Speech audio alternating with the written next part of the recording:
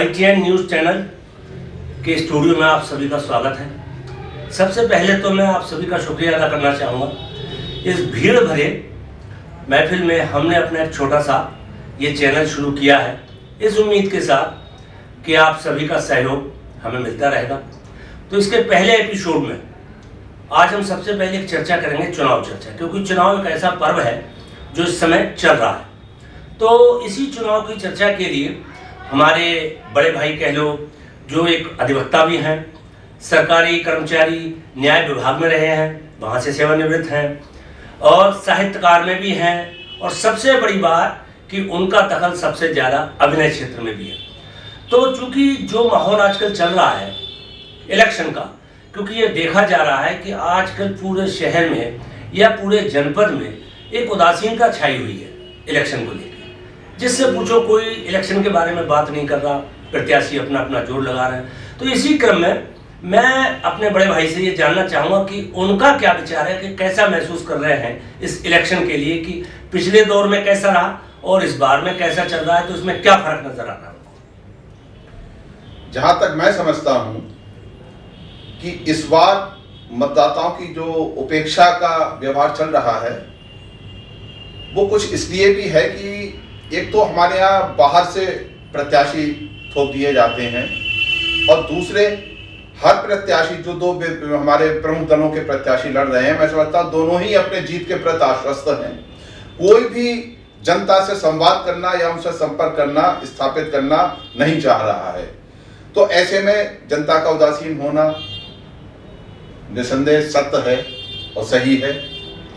एक चीज मैं और भी देख रहा हूँ, यहाँ ज्यादातर पार्टियां आप देखिए वो जिक्र कर रही हैं पिछड़ा, दलित, मुस्लिम, यादव, वर्ण, जो सवर्ण जाति के लोग हैं। तो मैं नहीं समझता कोई भी इस वक्त उनका जिक्र कर रहा हूं, जैसे कि शायद उनके वोट की जरूरत है ही नहीं किसी पार्टी को। तो इस बारे में आप क्या कहेंगे? देखिए, जो हिंदुस्तान की राजनीति है वो जातिगत तो हो ही गई है, और इसमें जो सवर्ण में से देखा जाए तो केवल 3 सवर्ण जातियों का जिक्र होता है, ब्राह्मण, वैश्य और ठाकुर। इसके अलावा किसी सवर्ण जाति का मैं समझता हूँ राजनीति में जिक्र नहीं होता है।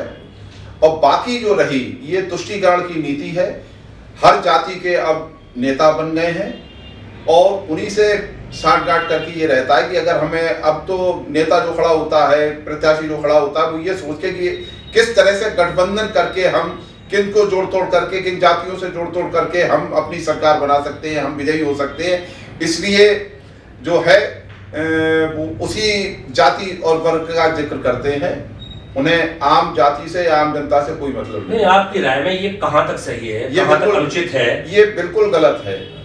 मैं तो ये भी देखता हूं कि जब चुनाव हो जाते हैं तो भले निश्चित हम भी किसी को वोट देंगे, आप भी देंगे, और सारी जनता, हर जाति और धर्म का व्यक्ति किसी ना किसी को वोट देगा। लेकिन मैंने यहाँ तक देखा है कि तुष्टीकरण की नीति यहाँ तक है कि जीतने के बाद प्रत्याशियों के पास अगर किसी काम को पड़ जाए और कोई पहुंचता है और वो उनके वर्ग या समुदाय से मुताल्लिक नहीं रखता है, उनसे संबंध नहीं रखता है, तो वो कह देते हैं कि ठीक है भाई, यहाँ तक अब तो खुल के कहने के लिए जीतने के बाद कि हमने क्या आपसे वोट मांगा था। जी। तो ये स्थितियां हैं, तो आम जनता क्या करे, इसलिए उदासीन है। नहीं, इसका प्रत्यक्ष प्रमाण हम देख रहे हैं कि अभी जो पहले चरण का चुनाव हुआ उसमें वोटर में कितनी उदासीनता रही, कि जो पिछले इलेक्शन में जो वोट परसेंटेज रहा, मैं समझता हूं उसका 10% वोट परसेंटेज नीचे आ गया है। तो क्या इसका यही कारण माना जाए? बिल्कुल ये कारण है, क्योंकि अब हर किसी को मालूम है कि हमारी वोट की अब क्या कीमत है, और हम कितना भी मेहनत कर लें, कितना भी किसी प्रत्याशी को जिता दें या उसका समर्थन कर दें, लेकिन हमें क्या मिलना है ये वोटर धीरे धीरे अब समझ रहा है। क्योंकि चाहे कोई भी दल सही, सब अपने जाति और वर्ग के हिसाब से अपनी जीत हार का पहले से ही अनुमान लगा लेते हैं। उन्हें आम जनता से ना तो कोई मतलब, ना उनके हितों को जीतने के बाद देखते हैं। और सबसे बड़ी बात तो ये है कि जहां तक मैंने देखा है सांसदों का, वो तो स्थानीय समस्याओं से तुरंत पल्ला झाड़ देते हैं।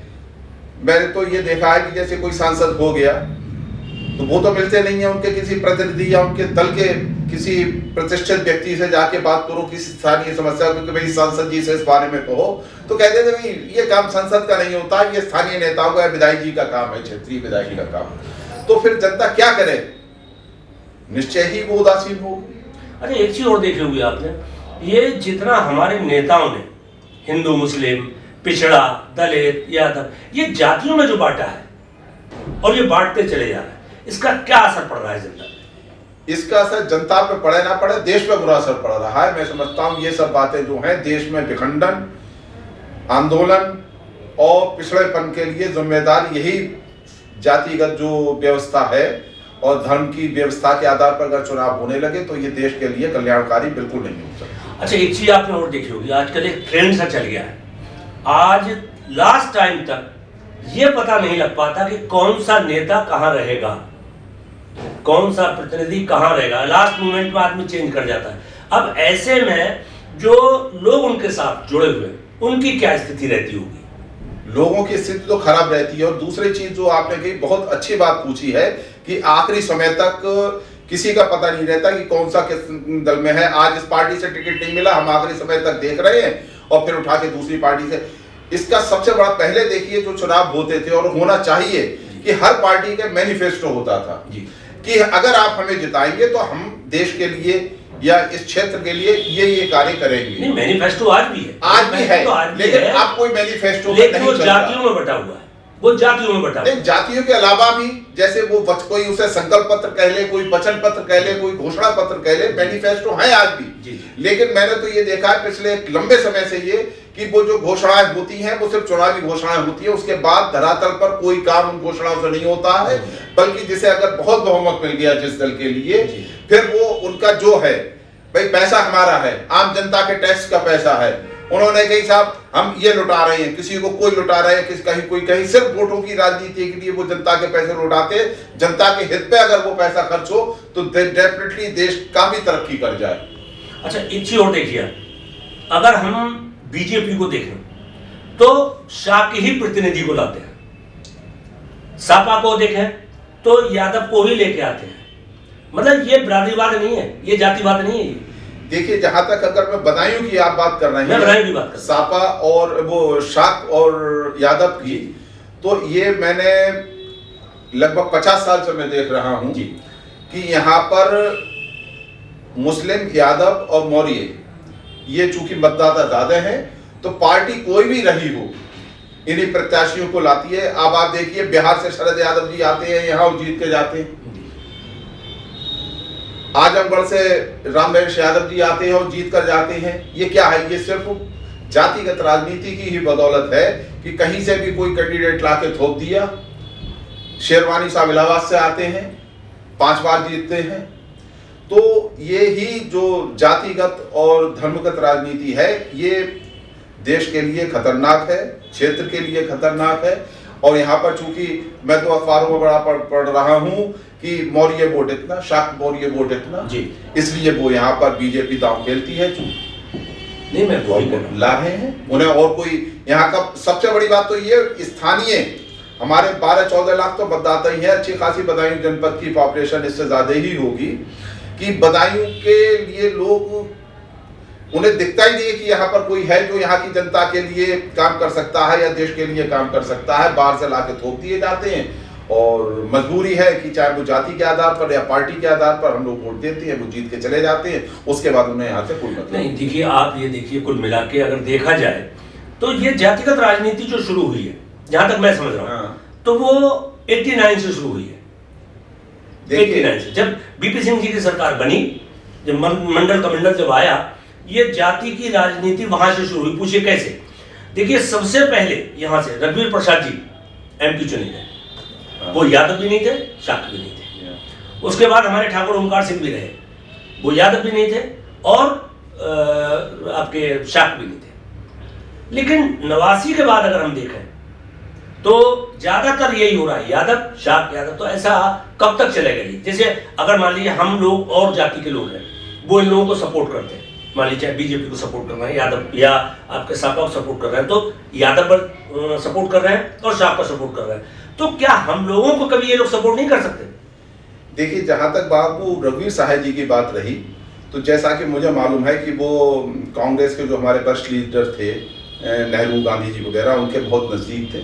और वो दौर था स्वतंत्रता आंदोलन के बाद कि कांग्रेस का ही दौर था, वो कांग्रेस से हो गए। जहाँ तक बाबू ओमकार सिंह जी की, ठाकुर ओमकार सिंह जी की बात है, वो मैं समझता हूँ शायद जो गठबंधन बना था जनता पार्टी का, उससे हुए वो। कौन? ओमकार सिंह जी नहीं, वो भारतीय जनसंघ से थे। जनसंघ से जी, वो जनसंघ से हुए, क्योंकि ठाकुर बहुल्लभी क्षेत्र है ये। और वो मैंने जैसा महसूस किया, भले आदमी थे और हुए वो उससे। लेकिन अलावा इसके देखा जाए तो ये मैं नहीं कह सकता, क्योंकि आप उससे पुराने चले जाइए, चौधरी बदन सिंह यादव, चौधरी करण सिंह यादव जी, तो ये मैक्सिमम यहाँ जो भी वोट दिया, जिस पार्टी ने दिया, वो ये जानते थे कि किस बरादरी के आदमी को हम खड़ा करके जीत सकते हैं। आपके यहाँ से बदायूं की शांति देवी यादव जी जीती थी। तो ये पहले से भी ये रही है, लेकिन खुल के जो आई है वो मैं समझता हूँ, आप सही कह रहे हैं कि वो जो एक गठबंधन बना था उसने बहुत ज्यादा हम लोगों के बीच जो है जाति की व्यवस्था राजनीति में घुसेड़ दी। अब जब से ये बीजेपी आई है, उन्होंने कहा हमने हर वर्ग को किया है, हर एक को किया है। मुझे आप बताइए कि जैसे आप सीनियर सिटीजन में आते हैं, सीनियर सिटीजन को इस गवर्नमेंट ने क्या किया? सीनियर सिटीजन के साथ तो इतने एहसान किए हैं कि हम लोगों की सुरक्षा की दृष्टि से कि ये कहीं बाहर ना निकले, जो रेलवे में हमें रियायत मिलती थी जी, वो खत्म कर दी जी, पेंशन्स खत्म कर दी जी। और क्या सुविधा देंगे? ये आयुष्मान कार्ड चलाया, मैं सरकारी कर्मचारी भी रहा, मेरे पास आज भी पॉकेट में मेरे वो कार्ड पड़ा हुआ है। 50-100 रुपए कार्ड बनवाने में और खर्च हो गए। जहां हम उसे लेके गए, उन्होंने वो जो है उठा के फेंक दिया। इवन सरकारी अस्पताल में अगर आप इलाज करा सकते हो तो करा लीजिए, अलावा इसके आपको कोई नहीं। और वहां भी क्या सुविधाएं हैं? ये सिर्फ रेफरल सेंटर रह गए हैं। तो सीनियर सिटीजन के लिए क्या यात्रा कटौती कर दी, कोई अन्न भत्ता नहीं, पेंशन खत्म कर दिया, क्या इन्होंने दिया? मैं तो नहीं समझता कि इन्होंने सीनियर सिटीजन के क्या किसी के भी बारे में सोचते हैं। वैसे आज के परिप्रेक्ष्य में आप क्या कहना चाहेंगे इलेक्शन को लेके या वोटिंग को लेके? देखिए, इलेक्शन और वोटिंग ये है कि लोकतंत्र है, हम लोगों